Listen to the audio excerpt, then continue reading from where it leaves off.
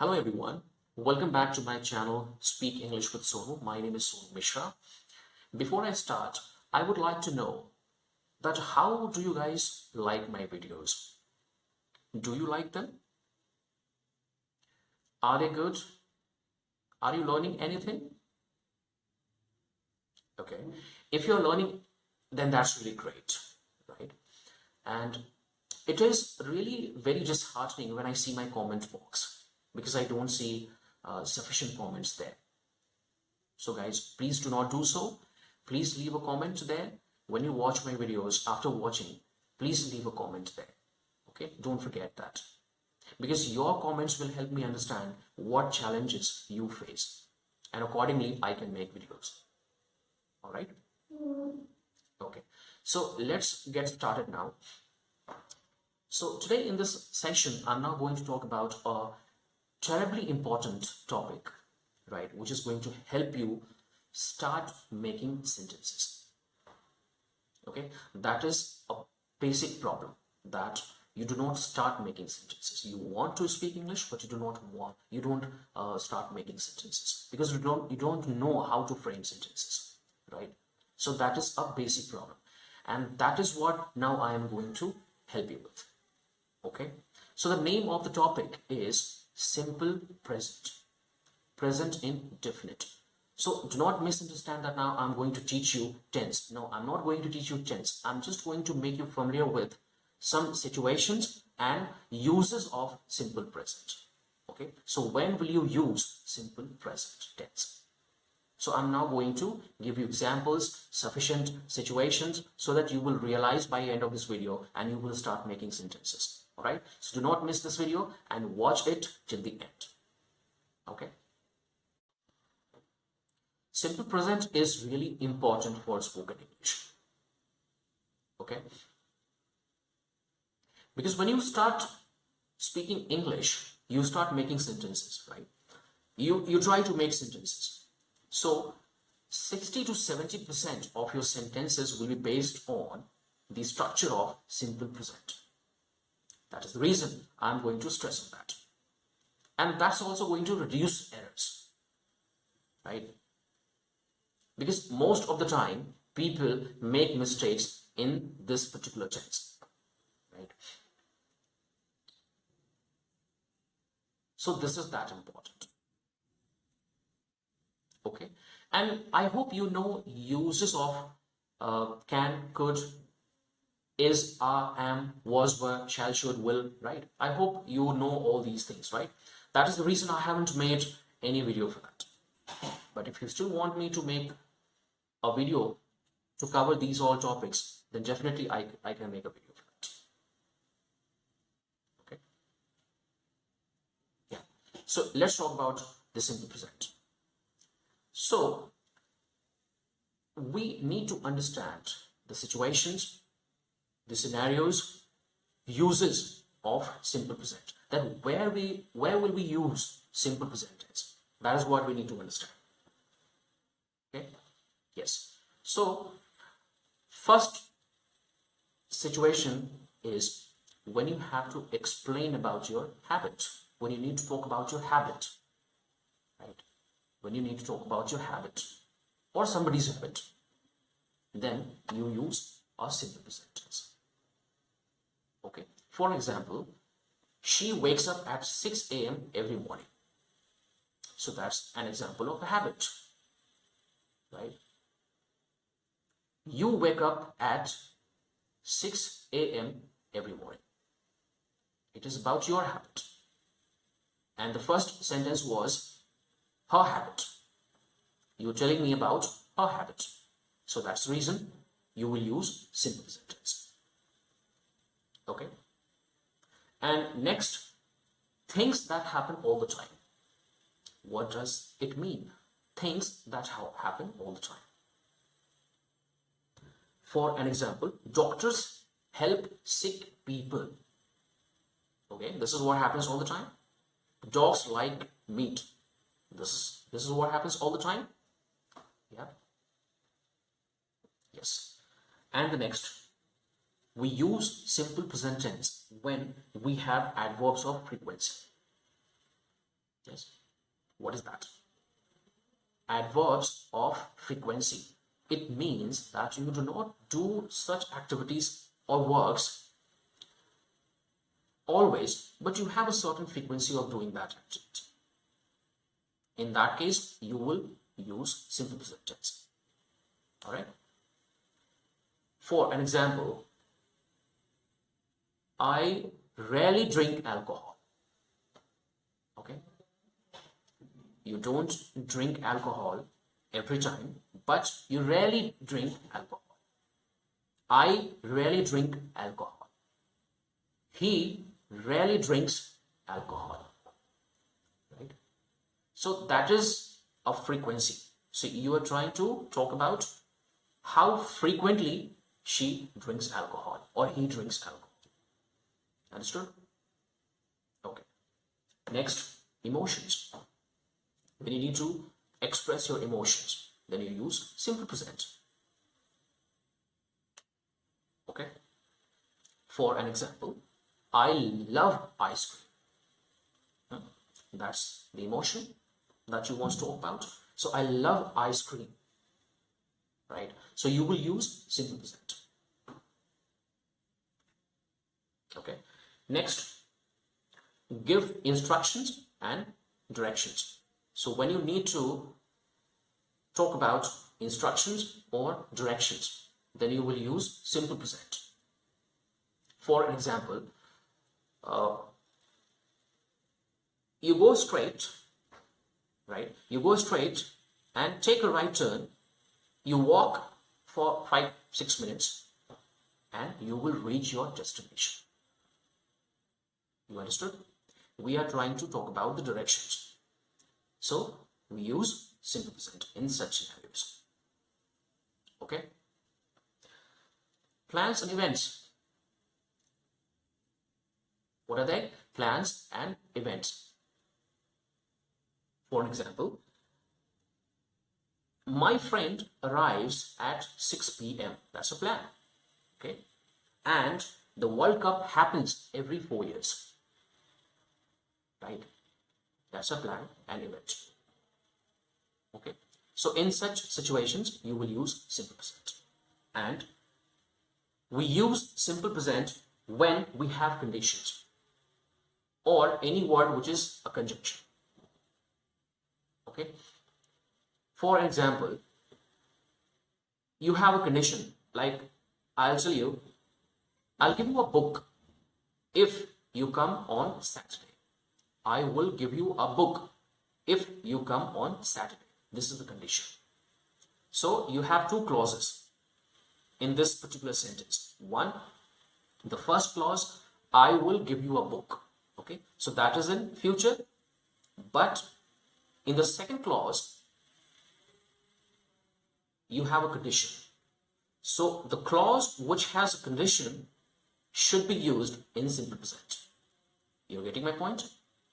So I will give you a book if you come on Saturday. So there is a condition. So the clause which has a condition should be used in simple present. Right? Be careful. And some conjunctions like when, but, once, and like that. So I'll take you outside once you complete your work. Example of using conjunction, right? So once is the word which is a conjunction. So I will take you outside once you complete your work, or I'll take you outside when you complete your work. Okay, so after when and the word once, what tense has been used here? Simple present. Okay, and when you need to when you need to express the universal truth, right? When you have the universal truth, then also you will use simple present. For an example, sun rises in the east. Sun sets in the west. Right? And milk is white. Milk looks white. Right? So these are universal truths. So that's the reason we've used here simple present. Yeah. Now, I explained these many situations. So please try to remember those situations and you will try frame sentences. Now the question arises here, what is the structure of this particular tense? How will you frame sentences? I'll give you a structure. Subject, verb, then object. Very simple. Subject, verb, object. But another question arises, what sort of verbs will you use? Subject, you know subject. Subject is like what? Subject is a doer of an action, right? You have a subject in every sentences. So, I go to my office, right? So, who completes the work of going? It is I, right? So, doer of the action in this particular sentence is I. So, I is the subject. So, that is the subject, okay? So, doer of the action in a sentence is called a subject of that particular sentence. She wakes up at 6 a.m. every morning. So, she. Who is the doer of the action of waking up? She. So, she is the subject, right? Yes. You're getting my point? Are you understanding? Yes. So, now start talking about your routine work. Start talking about your habit. Start talking about your father's habit. Start talking about your sister's habit. Start talking about your friend's habit, right? Start talking about your friend's routine, right? You start opening your mouth, okay? This is the basic. You can start from here. You know the routine, you know the situation. I already told you that you can start making sentences. You can use this particular tense when you need to explain these situations, right? And the structure is subject, verb, and object. So verb, here in this particular tense, the verb can be used either with a letter SES at the end or without the letter SES at the end. So there are two ways of using the verb here. Now the question is, when will you use the verb with SES and the verb without SES? That is the question. Yeah, and that is where people make a mistake. So, you know, he, she, it, this, that. In my last video, I think I explained where, how will you use do and does. So, same concept applies here, right? He, she, it, this, that, and any singular noun is as a subject in your sentence, then you will use the verb with SES. Okay? Yes. So the idea is, whenever you have a subject in singular, right? Whenever you have a subject, whenever you have a singular subject, then you should have a singular verb too. That is the main idea. And when you add SES to a noun, that becomes singular.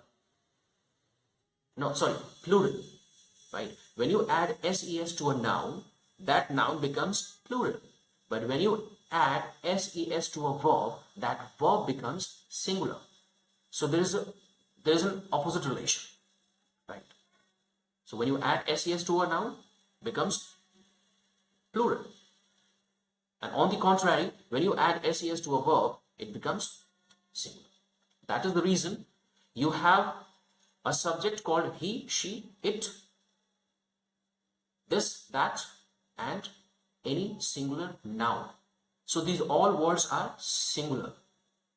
That is the reason we have to use the verb with SES, because we, as I explained, we add SES to a verb, then it becomes singular. So singular subject, singular verb. Singular subject, singular verb. That's how we frame sentences. Yeah? And this is what the grammar is all about. So he, now think about it. He is the subject and a verb is go. So how will you use? He goes or he go?